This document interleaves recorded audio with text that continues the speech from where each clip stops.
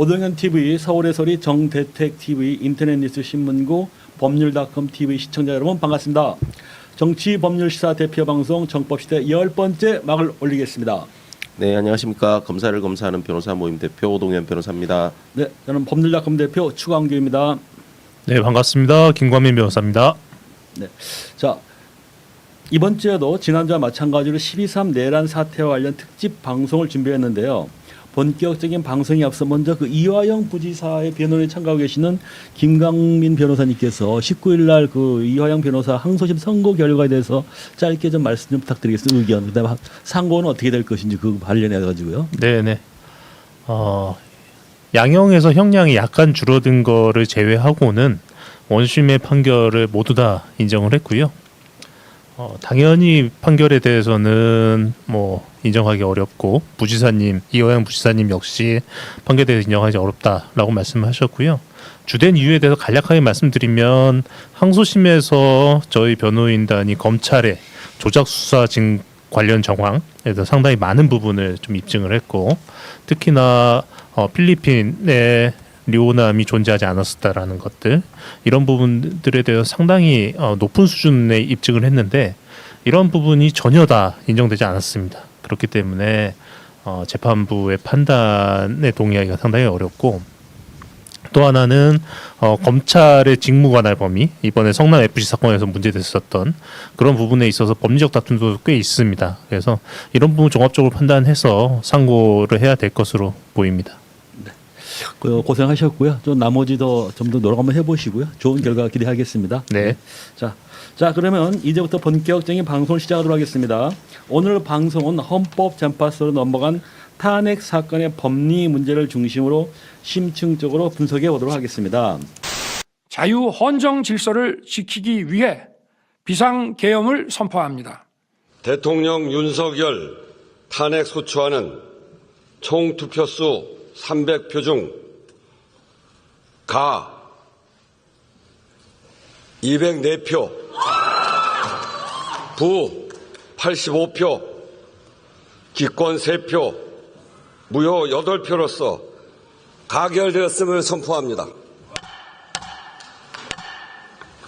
12.3 내란 사태가 일어난 후 12월 14일 탄핵이 이르기까지 영화 속에서나 볼 법한 이 같은 장면이 현실 속에서 숨가쁘게 펼쳐졌습니다. 이제 공은 헌법재판소로 넘어갔습니다. 대통령 탄핵은 헌정사상 이번이 세 번째가 되는데요. 노무현 전 대통령과 박근혜, 그리고 이번에 윤석열입니다. 이번 탄핵 사유는 앞선 두 사건과는 확연히 다른데요. 현직 대통령이 재직 중 내란죄를 범한 상태라서 탄핵 사유는 더욱 엄중하고 단순하기도 합니다. 그럼에도 불구하고 내란 속의 윤석열은 자신의 행위에 반성은 없고 극우 보수층을 결집시키는 움직임을 노골화하고 있습니다. 법리적인 돌파구보다는 정치적인 해법을 시도하고 있는 것 같은데요. 이로 인해 우리 사회는 또 한번 몸살을 앓을 전망이지만 이런 상황에서 정면 돌파를 하지 않을 수는 없습니다. 오늘 특집 방송 이 같은 상황에서 탄핵 사건을 이해하는데 도움이 되고자 하는 차원에서 마련됐습니다. 먼저 한번 탄핵 사유와 관련해서 쟁점을 한번 정리 한번 해보도록 하겠습니다. 김광민 변호사님, 탄핵 사건 지금 쟁점을 좀 정리 한번 부탁 좀 드리겠습니다. 네, 윤석열 탄핵 사건 번호는 2004 헌납 8인데요. 네. 예, 올해 들어서 탄핵 사건이 벌써 이렇게 여러 개 있었다는 것 자체가 상당히 아이러니하고 한국 역사에서 가슴 아픈 사안인 것 같습니다.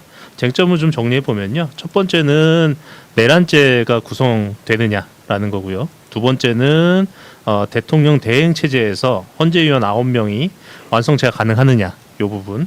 마지막 세 번째는 대통령 파면을 정당화할 정도의 중대한 법 위반이 있었느냐, 이 정도로 정리해 볼 수 있을 것 같습니다. 네. 그럼 잠시 광고를 본 후 본격적으로 첫 번째 주제로 넘어가 보겠습니다. 12가지 잡고기 골고루 한 팩에 한 끼 한 팩, 12가지 잡고기 한 팩에 마당새 잡곡. 저칼로리 건강식 혼합 12곡, 지리산 알밤 밤 혼합 12곡, 소화 잘 되고 쫄깃쫄깃 영양 가득 검정 찰보리쌀, 혼합 12곡, 밤 혼합 12곡, 검정찰 보리쌀까지 고르기만 하십시오. 우리 땅 우리 농부가 직접 지은 100% 국산 잡곡 12가지 잡곡을 골라서 한 팩에 담은 마당쇠 잡곡 100% 국내쌀 12가지 잡곡을 한 팩에 완전 밀봉해서 벌레 걱정 없고 눈무 가지도 않고 그래서 맛있을 수밖에 없습니다. 12가지 잡곡을 골라서 한 팩에 담은 마당쇠 잡곡 군이 총 들고 국회 쳐들어간다는 내란죄가 안 된다고. 자, 그렇군요. 그렇다면 하나씩 짚어보도록 하겠습니다. 12.3 비상계엄이 내란죄를 구성하느냐 여부입니다. 이와 관련 국민의힘 쪽에서는 내란죄가 안 된다고 지금 강변을 하고 있습니다. 그 뭐 대표적인 인물은 홍준표 대구시장에다 어저께 석동원 변호사 이런 분들인데 먼저 홍준표 시장이 시치를 페이스북에 올린 글을 통해 내란죄가 안 된다고 주장한 적이 있습니다. 오 변호사님 먼저 그 글을 좀 소개해 주시겠습니까? 네, 홍준표 시장이 본인의 페이스북을 통해서 윤석열 대통령의 그 12.3 그 계엄이 내란에 해당하지 않는다라고 하면서 글을 좀 이렇게 적었었는데 내용을 보면은 뭐 일방적인 본인의 주장인데 뭐 내란죄는 국헌문란의 목적이 있어야 하는데 윤석열 대통령은 국가 정상화를 목표로 했기 때문에 뭐 목적 범인 내란죄는 되기 어렵다. 그리고 뭐 폭동이 요구되는데 일시적인 국지적 소란에 불과하지 폭동에 이르지는 않았다. 뭐 그런 또 취지로 글을 썼습니다. 그리고 뭐 또 내란죄 직권남용죄 정도로만 보여진다. 그러나 직권남용죄는 현직 대통령 같은 경우에는 형사소추가 불가능하기 때문에 뭐 형사소추는 되지 않고 그렇지만 탄핵 사유는 해당할 수가 있다.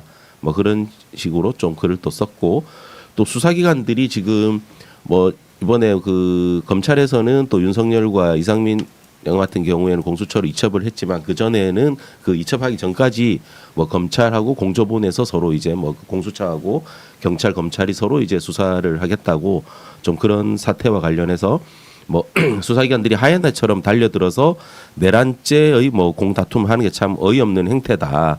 뭐 박근혜 때는 뭐 적폐청산 프레임을 씌우더니 이번에는 뭐 택도 없이 뭐 내란죄 프레임으로 거짓 선동하고 있다. 뭐 정신을 차리자 뭐 이런 내용의 글을 작성했습니다. 뭐 총 뭐 한 5가지 정도로 네. 이렇게 나눠 보면은 뭐 내란죄는 국헌 문란의 목적이 있어야 되는데 국가 정상화를 내걸었기 때문에 목적법인 내란이 안 된다. 그리고 두 번째는 행위 태양으로 폭동이 요구되는데 일시적 국지적 소란에 가깝기 때문에 폭동에 해당하지 않는다. 그리고 세 번째는 우리 형법에서 소란을 넘으면 소유죄가 되고 소유를 넘어서야 비로소 폭동이다.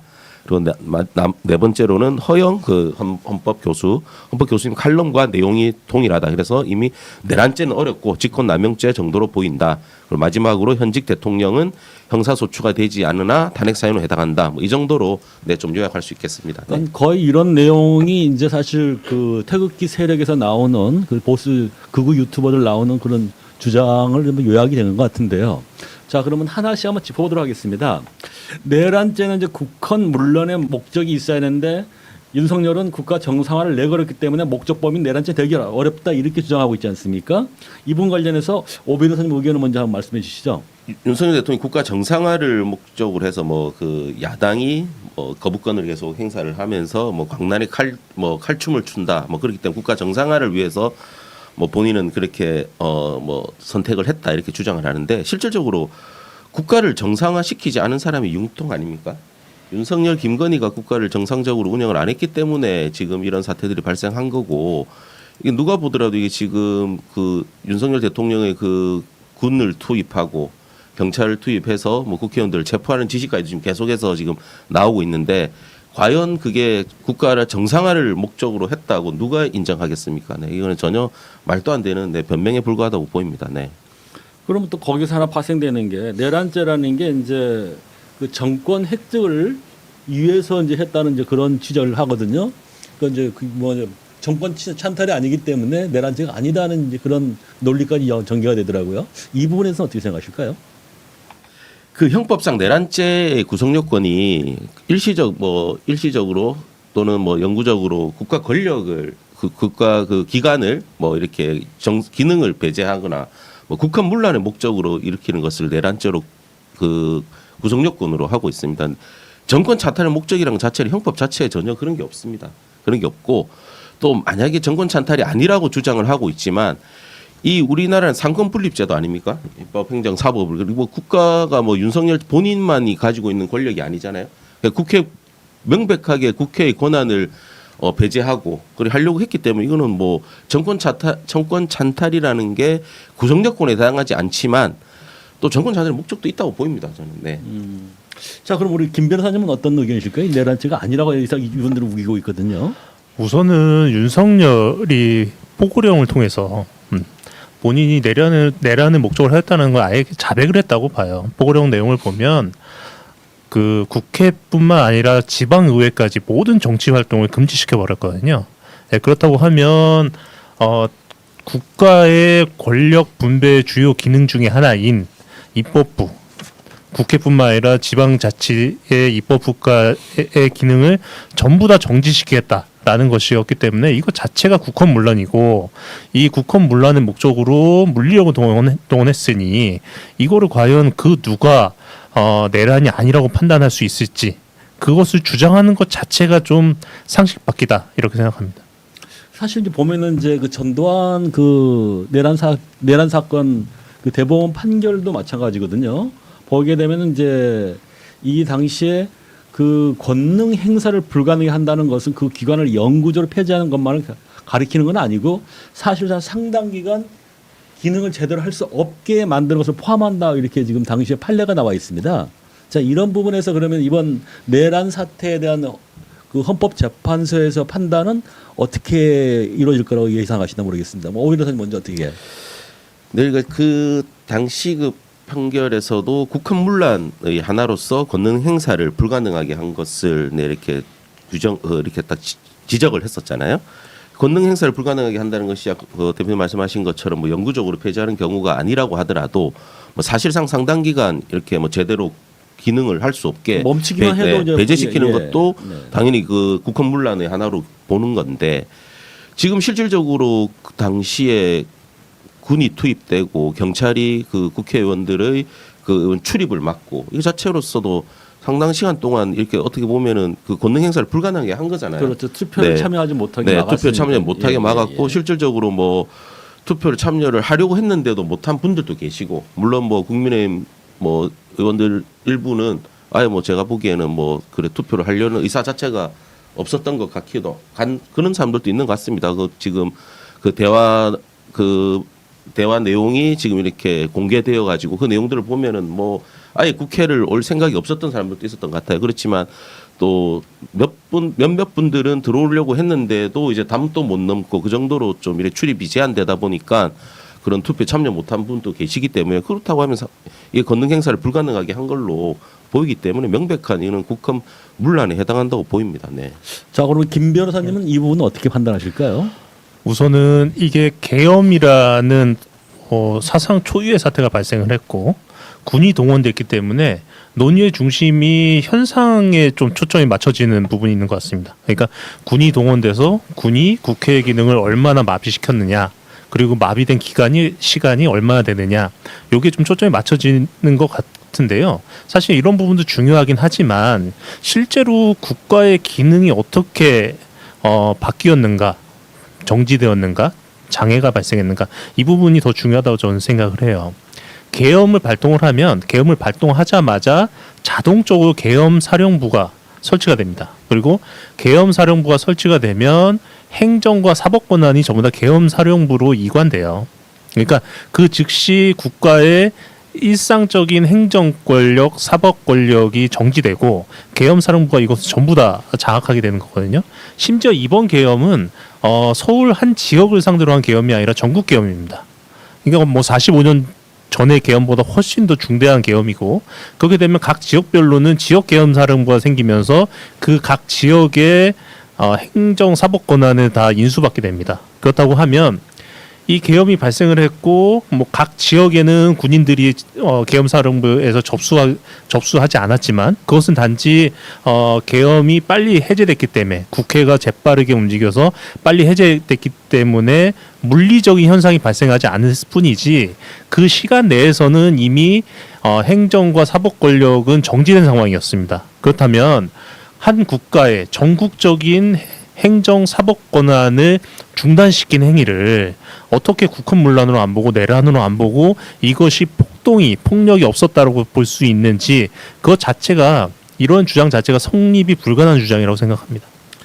자, 그러면 하여간 그 헌법재판소에서 내란을 규정하는 데는 문제가 없을 거다는 데는 두 분 변호사가 동의하시나 모르겠습니다. 네네. 저는 그렇습니다. 그렇게 예, 생각합니다. 네. 좋습니다. 그럼 그 부분 한번 그렇게 정리를 일차 한번 해보고요. 두 번째는 이제 이 홍준표 시장께서 행위 태양으로 이제 폭동이 요구되는데 일시적 국지적 소란에 가깝다 뭐 하면서 이 내용을 부인을 했단 말입니다. 이 부분에는 어떻게 우리 오 변호사님 의견은 어떠신가요? 네, 뭐 다들 방송이나 통해서 다들 보셨다시피 총기를 휴대하고 군인들이 투입이 되었잖아요. 그리고 실질적으로 그 국회의 창을 부수고 이렇게 투입하고 뭐 그런 부분들이 다 모든 국민들이 다 보셨고 또 그 당시 현장에 또 국회에 나가셨던 분들도 다 목격한 그런 내용들입니다. 그런데 이게 과연 일시적 국지전 소란에 불과한 건지 이거는 좀 저는 명백한 폭동에 해당한다고 보입니다. 네. 자, 그럼 김 변호사님 의견은 어떠실까요? 참 도대체 무슨 생각으로 이런 주장을 하는 건지 납득이 되지 않는데요. 그러니까 홍 시장 말대로 한다고 하면 사람이 죽어야 되는 거예요. 정말 대한민국 시민들이 대단했고 현장에 투입된 그 투입 군인들이 그나마 양심이 있었기 때문에 유혈 사태가 발생하지 않았는데 그러면 대한민국 시민들과 양심이 있는 현장 투입된 장병들에 의해서 최악의 상황은 모면한 거죠. 그러면 그것 자체를 가지고 정말 다행이다라고 생각을 해야 되는 건데 뭐 편하게 얘기하면 사람이 죽지 않았으니까 폭동이 아니다 이런 식의 주장이거든요.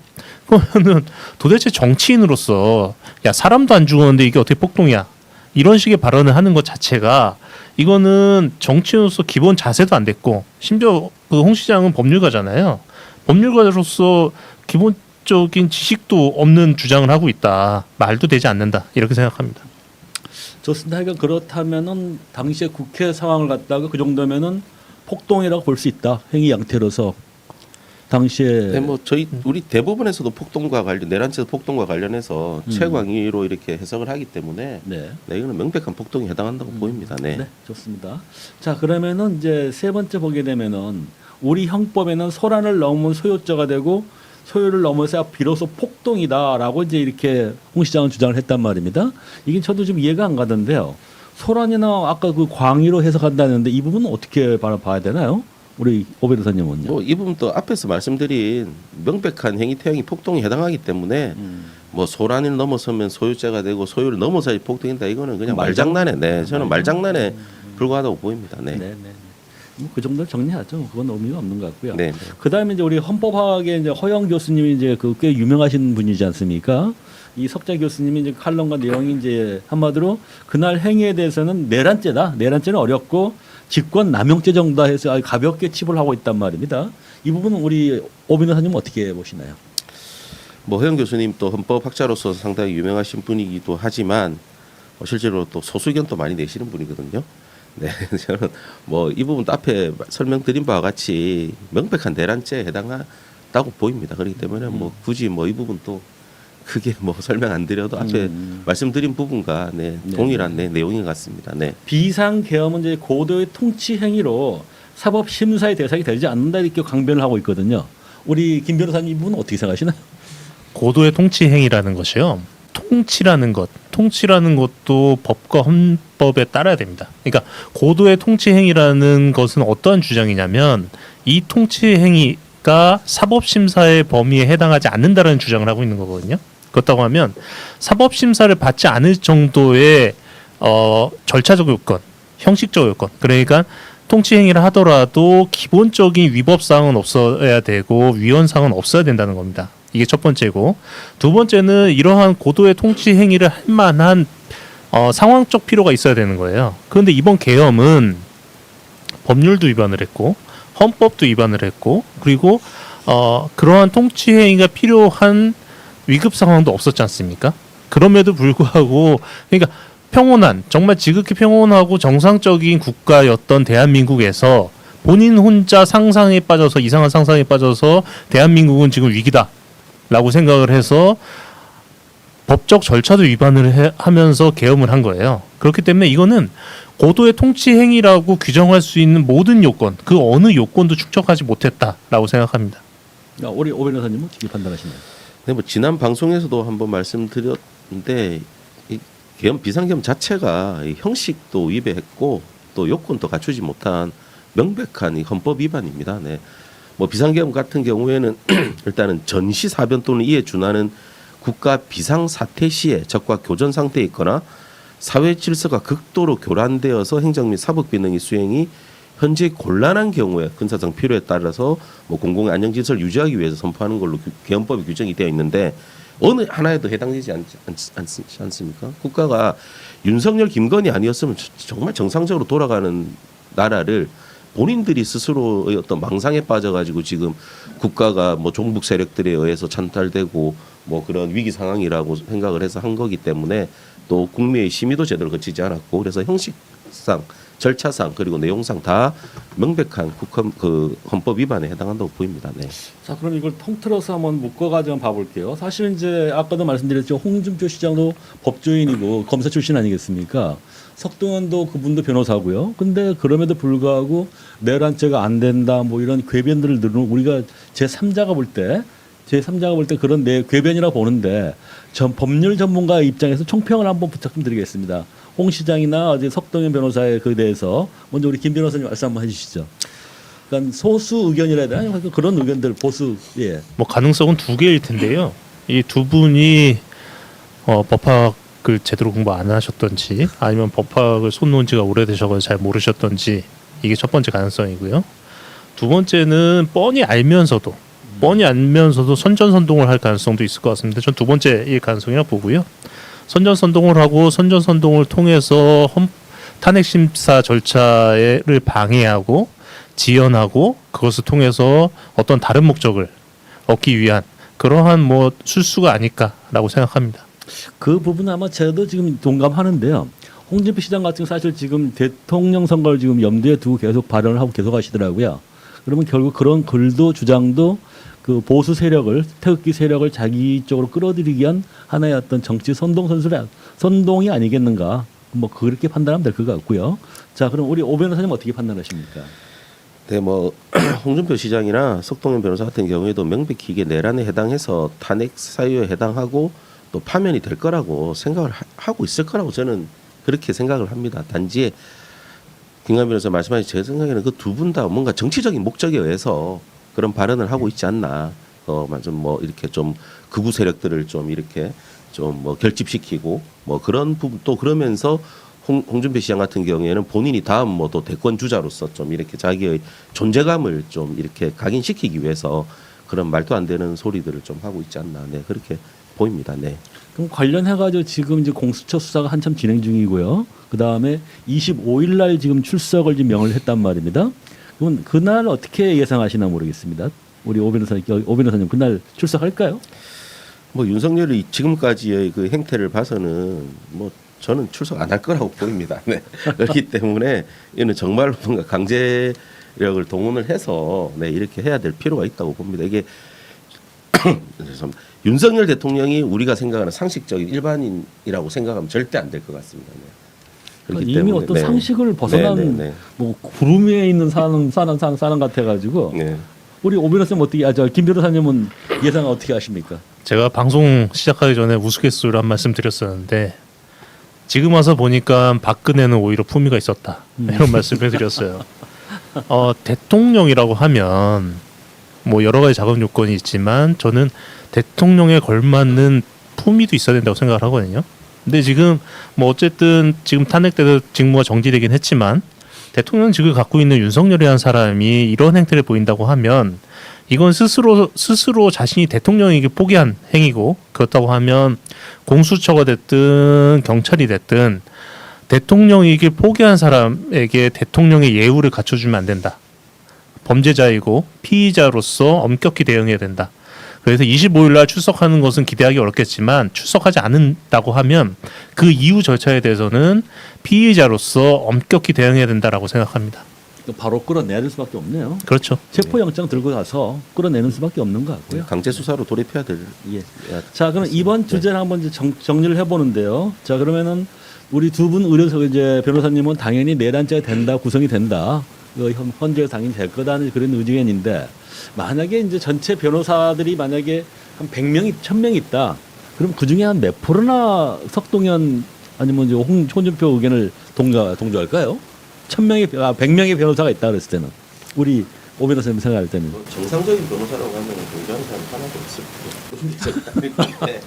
또뭐 제가 또 다른 생각하는 분들이 있을 수도 있으니까 그렇지만 10%도 내뱉지 않을까. 10% 너무 크게 보셨습니다. 자, 1% 봅니다. 네. 아니 권성동도 변호사 검사 출신 아닙니까? 근데 동조한단 말입니다.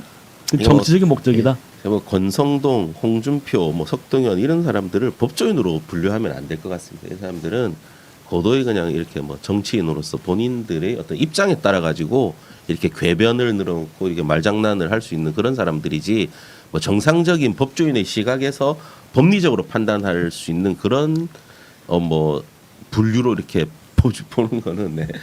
상식적이지 않은 것 같습니다. 네. 그러면 절대 다수의 변호사들은 내란죄를 구성한다고 판단할 것 같다. 이렇게 보시면 정리하면 될 것 같습니다. 자, 그럼 먼저 첫 번째 주제는 이 정도 정리를 하도록 하겠습니다. 잠시 후에 광고 듣고 두 번째 주제를 이어가도록 하겠습니다. 남자의 고민 전립선 지구력 활력 소팔코사놀 레드 전립선 지구력 활력 나쁜 빨간불 남자의 고민 출동 소팔코사놀 레드 남자를 위한 좋은 빨간색 소팔코사놀 레드 혼자 끙끙대지 마시고 레드 소팔코사놀 레드 써보니까 어떻소?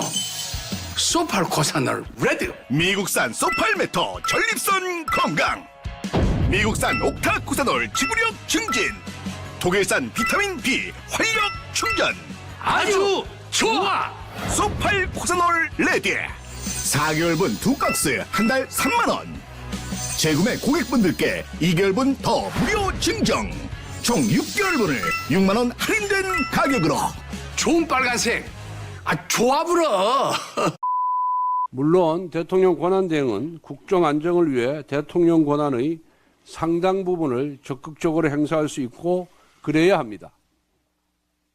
하지만 행정부 소속이 아닌 독립적 헌법기구로서의 헌법재판관, 헌법재판소 재판관 3명의 임명은 그 권한 행사의 범위를 신중하고 면밀히 살펴야 합니다. 지금 이제 윤석열 내란 사태에서 지금 핵심으로 등장한 게 지금 대통령 대행 체제에서 헌재위원 9명의 완성체가 지금 가능하느냐는 문제가 나오고 있습니다. 그래서 지금 한덕수 대행이 사실 제2의 윤석열의 어떤 그런 걸 오더를 받으면서 자기가 새로운 구심점이 되려고 하는 아니냐 그런 의구심까지 나오고 있습니다. 자, 이 부분 관련해서 이제 먼저 볼게요. 헌법재판소는 이제 그러는데 민주당에서는 당초 이제 아마 24일 정도 아마 청문회 인사청문회를 구성하고 연말내 할 것 같거든요. 연말내 그 임명할 것 같은데 먼저 우리 오 변호사님이 국회목 현재위원 임명과 관련한 민주당과 국민의 입장 한번 정리 한번 부탁드리겠습니다. 민주당 같은 경우에는 당연히 좀 이렇게 공석인 3명의 헌법재판관을 빨리 인사청문회를 통해서 올해 안에는 또 이렇게 다 임명을 하는 형식으로 해서 또 이제 9명의 완성체를 갖춰가지고 조속히 이렇게 그 탄핵 사건에 대해서 좀 심리할 수 있도록 추진을 하려는 입장이 분명합니다. 그런데 이제 국힘 같은 경우에는 계속해서 지금 권성동 원내대표가 뭐 권한 대행은 뭐 이렇게 임명권이 없다는 식으로 뭐 하면서 계속해서 시간을 끌기 또 이렇게 좀 현재 심리가 제대로 이루어지지 않도록 계속 방해 공작을 하고 있는 그런 상황인 것 같습니다. 네. 그러면 결국 이제 그 한덕수 대행에게 그 헌재위원 임명권이 있느냐 여부 같은데 그럼 하나씩 한번 짚어보도록 하겠습니다. 먼저 보게 되면은 대통령 권한 대행에 대한 법 규정은 지금 어떻게 돼 있나요? 우리 오 변호사님 의견은 어떠신가요?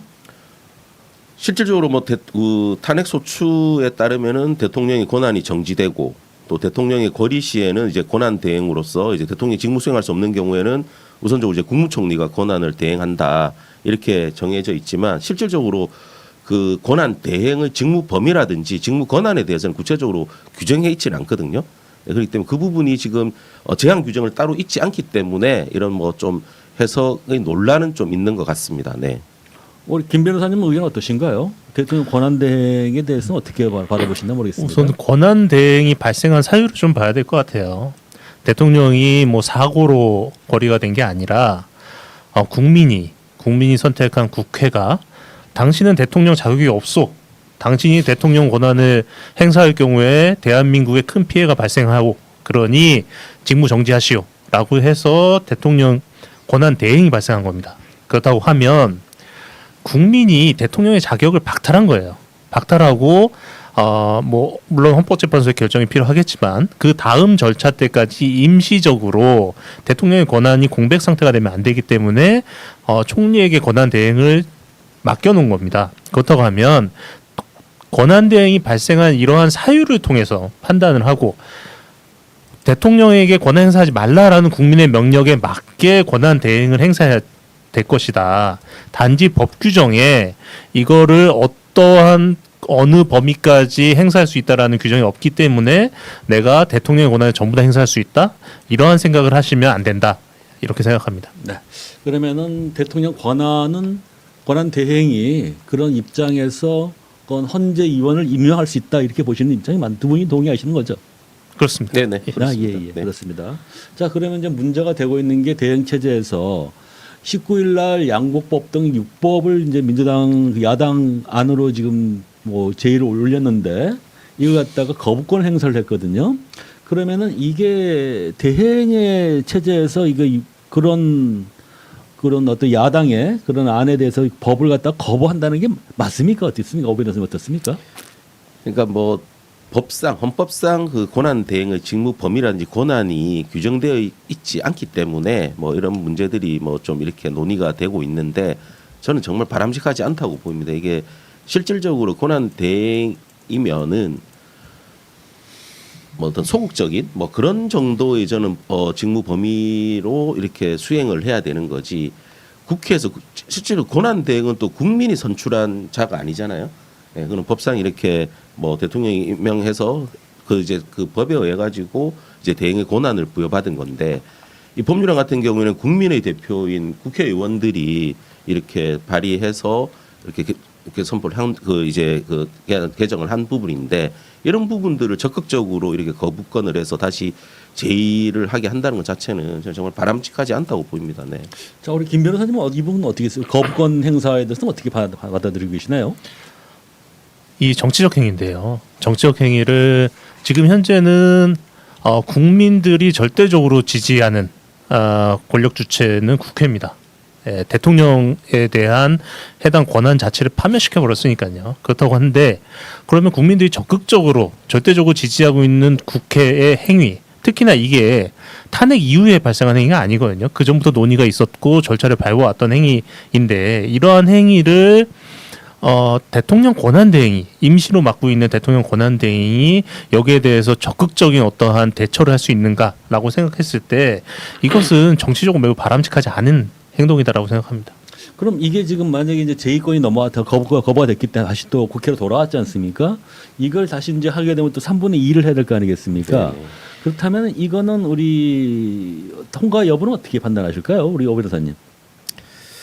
뭐 지금 현재 윤석열 대통령의 탄핵 호추도 국회에서 204표를 얻어서 통과를 됐지 않았습니까? 그리고 지금 현재 국민의힘 내부에서도 상당히 윤석열 대통령의 그런 지금까지의 그런 행태라든지 이런 부분들에 대해서 상당히 반대하고 뭐 이렇게 잘못되었다고 판단하는 분들이 꽤 있는 것 같습니다. 그렇다면은 뭐 물론 쉽지는 않겠지만 그래도 이게 지금 현재의 지금 전국 상황이라든지 아니면 국민들이 생각하는 그런 어떤 뭐 바라는 그런 부분들을 생각해 봤을 때는 국민의힘에서도 상당 부분 좀 이탈표가 나오지 않을까. 네, 저는 그렇게 좀 생각을 합니다. 네. 우리 김 변호사님 어떻게 판단하시나요? 저도 오 변호사님 의견처럼 됐으면 좋겠는데요.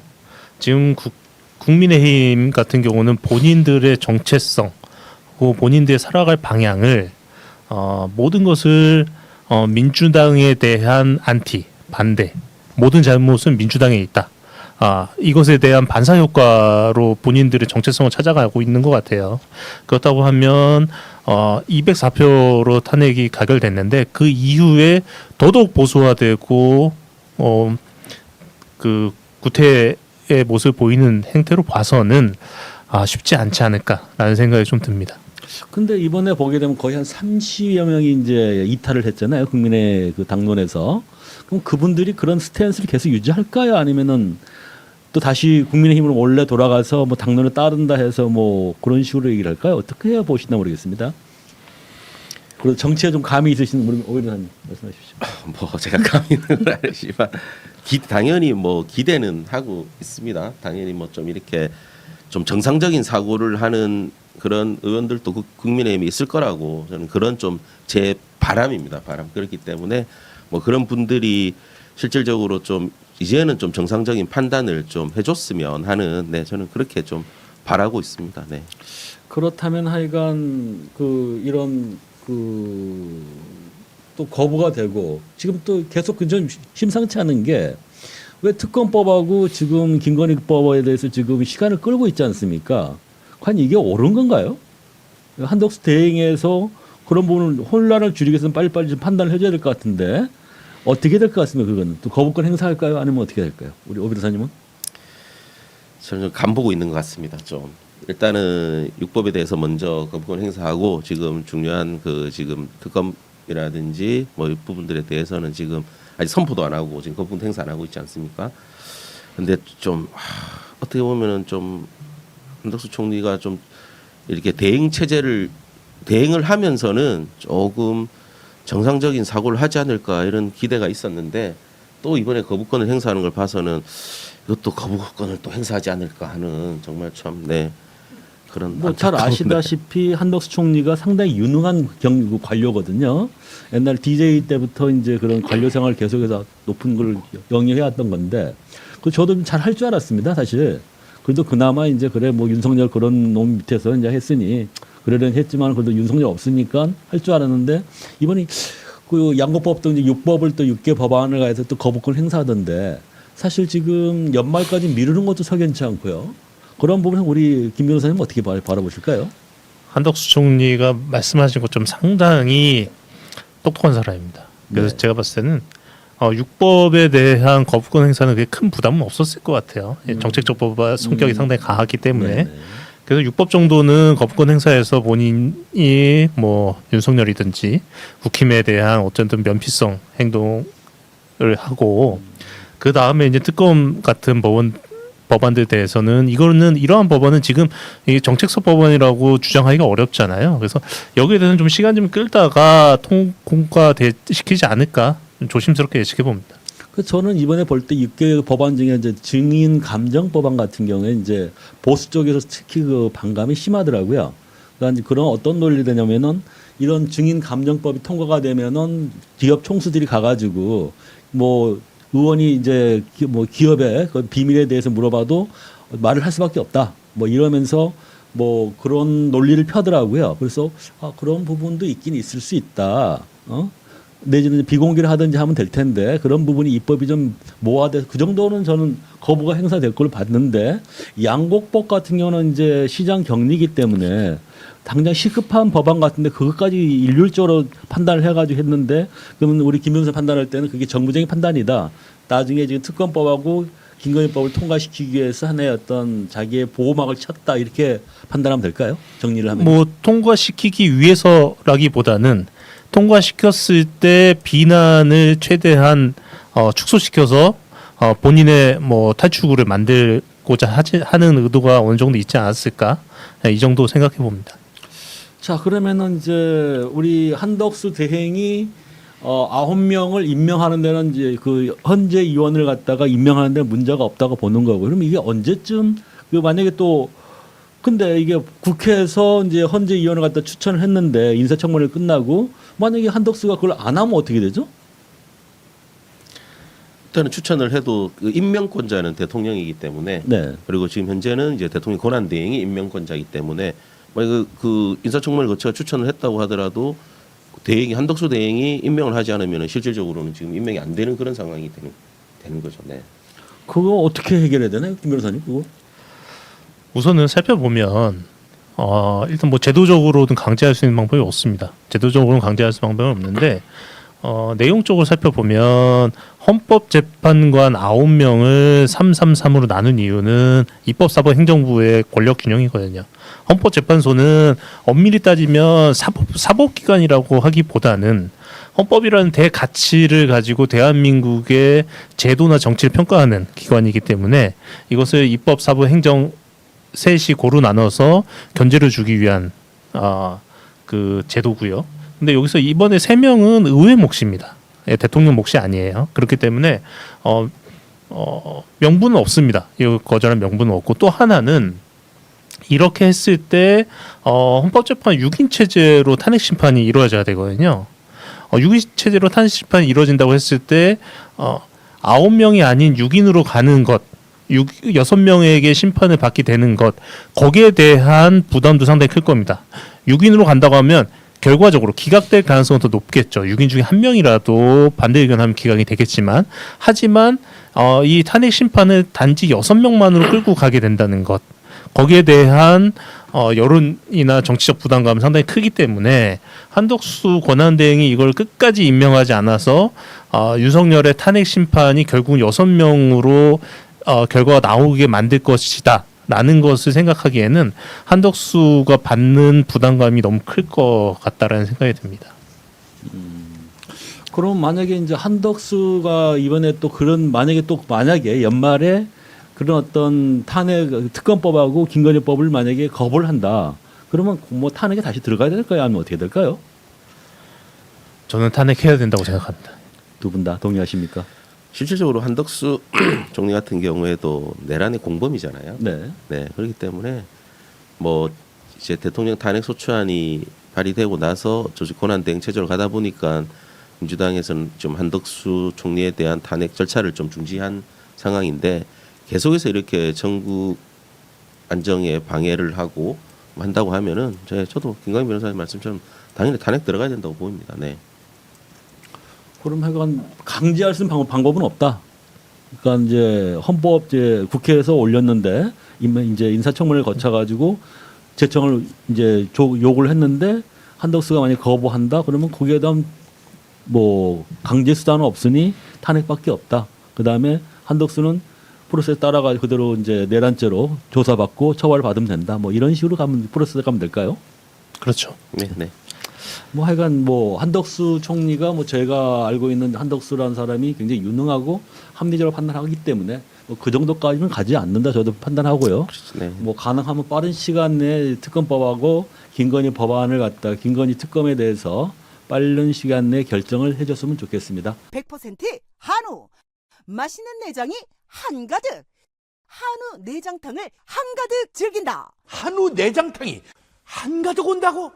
가득 한가득 한우 내장탕 600g 800g 무려 1kg 인심 좋게 한가득 푸짐하게 기가 막히게 3인분 뚝딱 가장 푸짐하게 경제적으로 먹는 비법 줄 서서 먹는다는 바로 그 맛집 맛의 비결 그대로 이거 한우라니까 한우 내장탕 100% 한우 사골 육수 100% 한우 대창 막창 염통 쫄깃한 깐양 흑양까지 가득가득 국내산 청정 배추 우거지 아낌없이 투하 비법 양념장까지 담아내면 한우 한가득 담은 한우 내장탕 납시오. 세 번째 주제입니다. 대통령의 파면을 정당화할 정도의 중대한 법 위반 행위에 해당하느냐 이제 여부입니다. 먼저 우리 이정미 헌재소장 권한대행의 이제 그 판결 선고를 한번 잠깐만 들어보도록 하겠습니다. 피청구인 대통령 박근혜를 파면한다.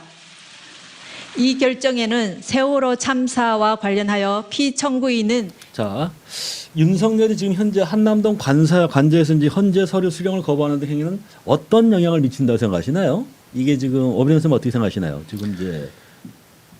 지금 윤석열의 사고는 자기가 뭘 잘못했냐 이건 것 같아요.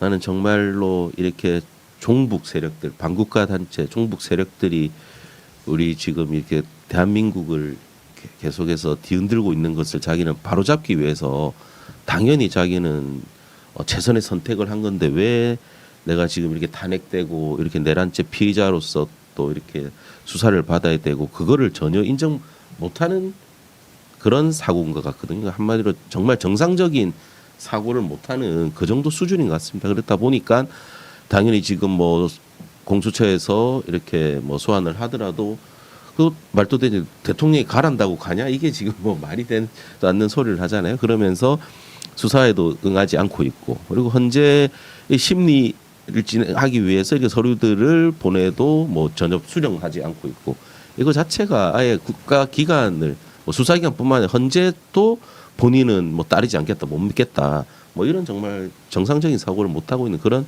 상황인 것 같습니다. 네. 그럼 우리 김 변호사님, 우리 윤석열 윤석열의 지금 이런 행위가 나중에 헌법재판소 판결문에 어떻게 영향을 미칠까요? 어떨까요? 우선은 사법체계 자체를 부인하는 거니까요. 네, 본인 말로는 뭐 내가 헌법 재판에 직접 출석해서 변론하겠다라고 얘기하면서 동시에 그 절차는 부인하고 있잖아요. 방해하고 있고 그렇다고 하면 이건 대한민국의 사법 절차 자체를 부인하는 거기 때문에 또 하나의 탄핵 사유가 될 것이다라고 생각합니다. 이게 헌법재판소에서 피청구인이 직접 본인이 출석할 수 있는 건가요? 직접 출석은 가능합니다. 출석해서 네, 그 진술도 가능합니다. 아, 진술도 가능하다. 네. 박근혜 대통령 당시에는 박근혜 대통령 직접 뭐 이렇게 진술은 하지 않았고 뭐 서면으로 이렇게 하고 변호인 통해서 했는데 뭐 윤석열 같은 경우에는 본인이 직접 하겠다고 뭐 그렇게 하고 있으니까 그 모습도 한번 좀 보고 싶습니다. 뭐라고 얘기를 할지. 네. 그 지금 이제 헌재로 넘어간 사건에서 이제 가장 핵심이 선고가 언제쯤 이루어질 것이냐는 이게 초미의 관심이거든요.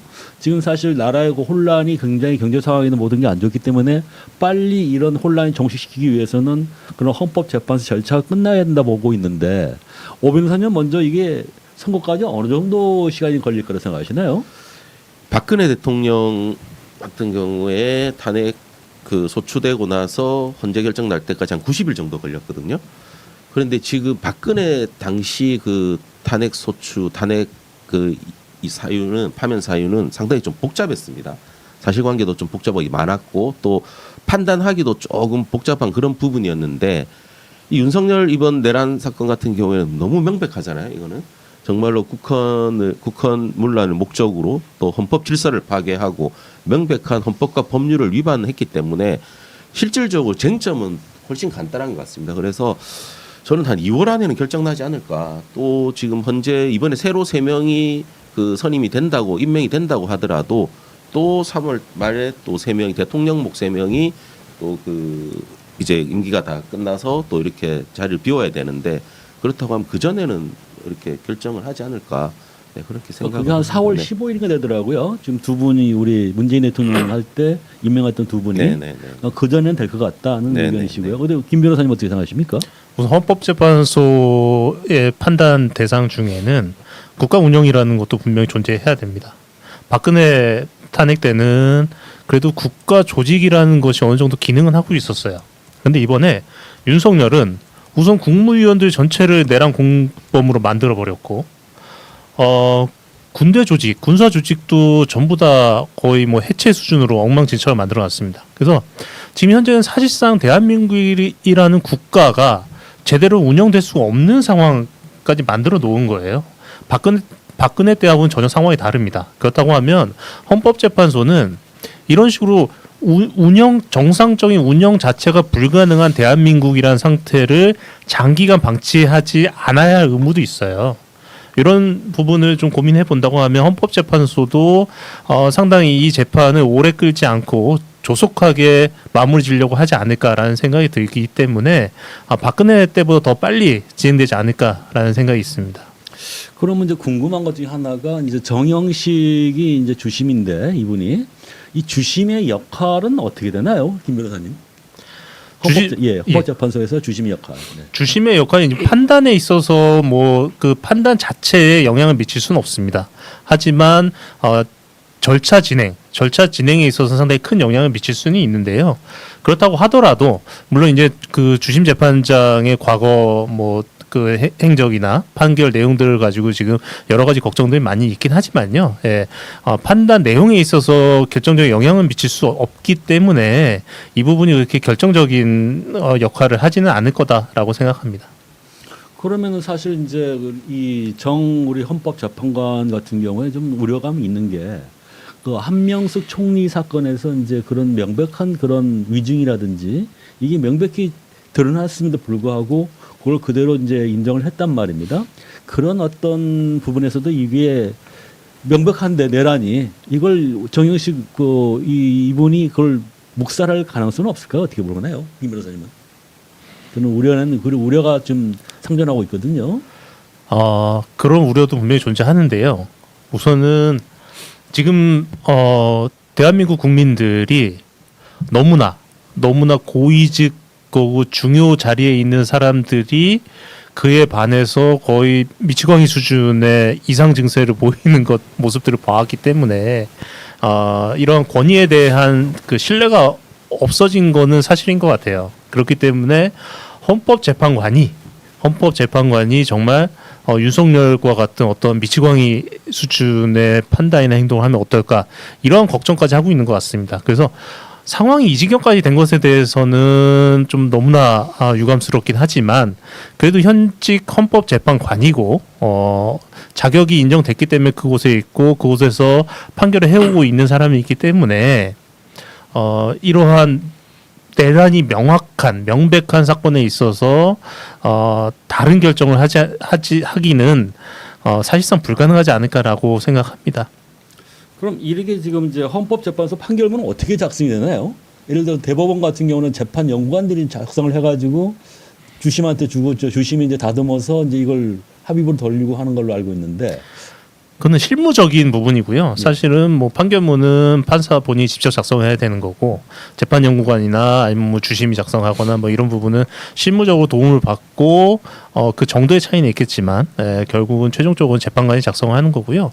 헌법재판소 역시 뭐 실무적으로는 어떠한 도움을 받는다든지 이런 부분이 있긴 하겠지만 결국은 재판관들이 작성을 하고 거기에 대해서 재판관들이 책임져야 되는 부분이기 때문에 그러한 뭐 프로세서로 진행되지 않을까 싶습니다.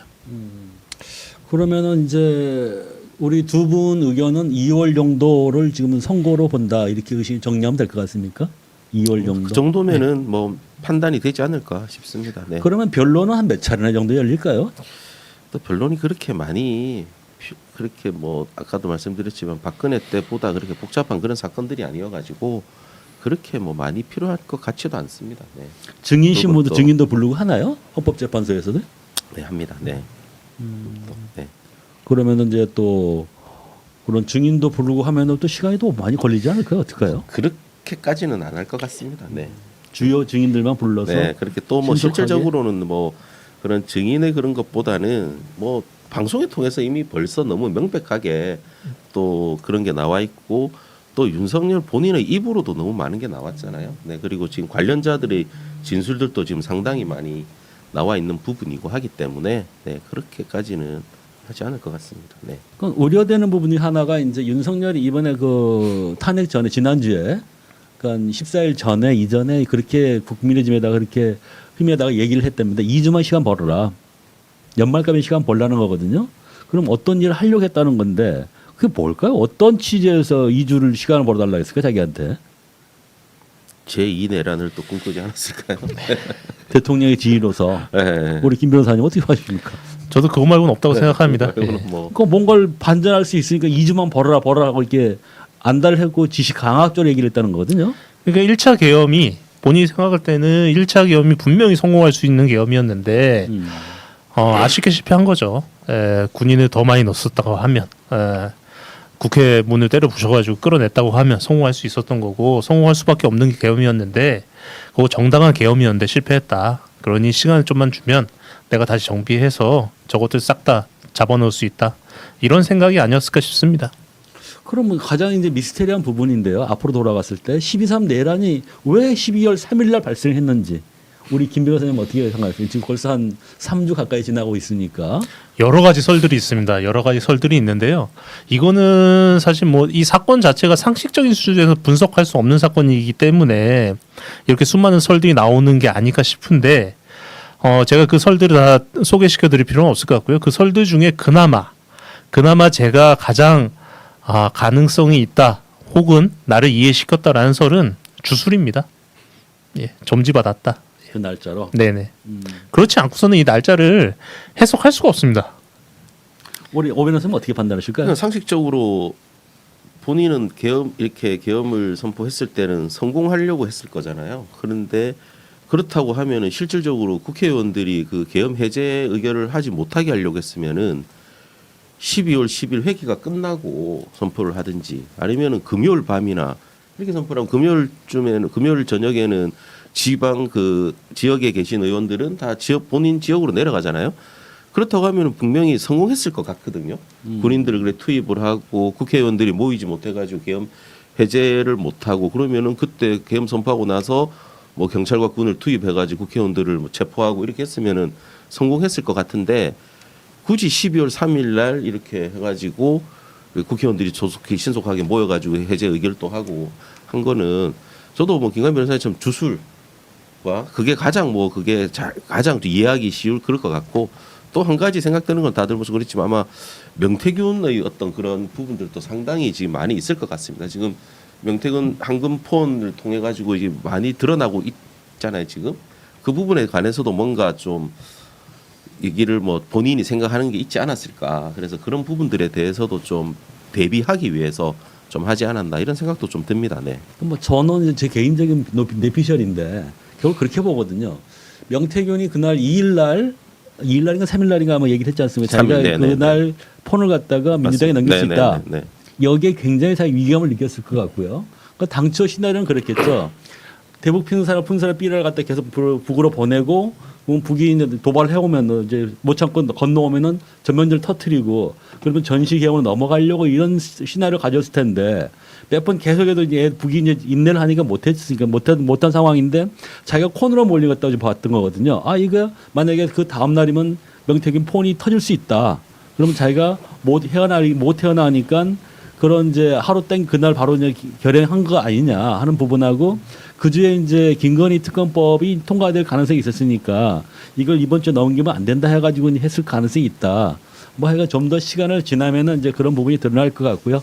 자, 마지막으로 그러면 우리 헌법재판소 우리 헌재 당부하시는 말씀이 있다. 하나씩 부탁 좀 드리겠습니다. 자, 우리 오 변호사님이 헌법재판소에 바라는 게 있다면 말씀 한번 부탁드리겠습니다.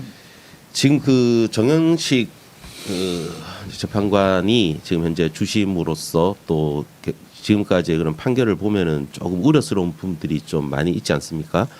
그렇기 때문에 지금 현재 6인 체제로서 이렇게 헌재 결정이 난다면은 위험할 수도 있다고 저는 보입니다. 정말로 이 정영식 재판관이 본인 혼자서 이렇게 뭐 파면 사유에 해당하지 않는다 해버리면은 결국 다시 윤석열이 업무에 복귀하게 되잖아요, 대통령직에. 그렇기 때문에 빨리 신속하게 이제 국회에서는 빨리 좀 이렇게 그 3명의 헌법재판관들의 또 선임 절차를 좀 신속하게 좀 밟아야 될 것 같고 그리고 이제 헌법재판관들 같은 경우에는 정말 좀 헌법과 양심에 따라서 정말 판단을 한다고 하면은 명백한 내란죄에 해당하는 부분이 헌법 질서 파괴에 해당하기 때문에 정말 헌법과 양심에 따라서 판단을 해주셨으면 합니다. 그리고 이 헌재 결정은 뭐 소수 의견이라든지 반대 의견을 본인이 다 작성을 해서 기록에 남게 되는 거거든요. 정말 역사에 남는 거니까. 네, 역사에 부끄럽지 않은 정말 그런 판결을 그런 결정을 해줬으면 합니다. 네. 자, 우리 김 변호사님 우리 헌법재판소에 우리 바라는 바가 있다면 한 말씀 부탁드리겠습니다. 우선 대한민국의 헌법재판소, 헌법재판 제도는 세계 어디다 내놔도 모범적으로 인정받는 사례입니다. 그리고 이렇게 대한민국이 헌법 수호를 위한 상당히 훌륭한 제도를 가지고 수십 년 동안 운영해 왔다라는 것은 대한민국의 자부심이에요. 그렇기 때문에 만약에 이번에 헌법재판소에서 헌법 수호와 상반되는 결정을 하게 된다고 하면 그들이 수십 년 동안 있었던 그러한 공든탑을 스스로 무너뜨리는 게 될 것입니다. 그리고 그것은 대한민국에 있어서도 매우 큰 손실이고요. 이런 상황이 발생하지 않도록 대한민국 헌법을 수호해 주셨으면 한다는 생각이 하나 들고요. 지금 윤석열이나 국민의힘은 벌써부터 재판을 지연시키고 헌법재판소를 어떻게 혼란스럽게 만들고 흔들기 위한 교란 작전을 벌이고 있는 것 같아요. 그렇다고 하더라도 대한민국 최고의 헌법기관이기 때문에 헌법수호기관이라는 것을 명심하시고 그에 맞는 명확하고 정확한 역할을 해주셨으면 좋겠다라는 말씀드립니다. 네. 자, 이상으로 일단 우리 민주주의 역사는 1945년 해방후부터 2024년 12월 23일 현재 이 순간까지 시민들의 피와 눈물로 다져진 토대에 우뚝 솟아있는 자랑스러운 금자탑입니다. 2024년 12월 3일 대통령 윤석열은 이 같은 금자탑을 허물려고 했지만 사마귀가 수레를 세우는 격에 불과합니다. 그는 앞으로 긴 시간을 차디찬 감옥에서 지내야만 할 것입니다. 그가 짓밟으려 했던 민주주의는 그에게 수백 년 아니 수천 년을 이어내려가면서 기억하게 만들 겁니다. 마찬가지로 윤석열의 민주주의의 훼손을 옹호하는 그의 유튜브 행적 또한 정치인들의 행적 기억하게 만들 겁니다. 이상으로 정법시대 10회차 방송을 마무리하도록 하겠습니다. 감사합니다. 감사합니다. 감사합니다.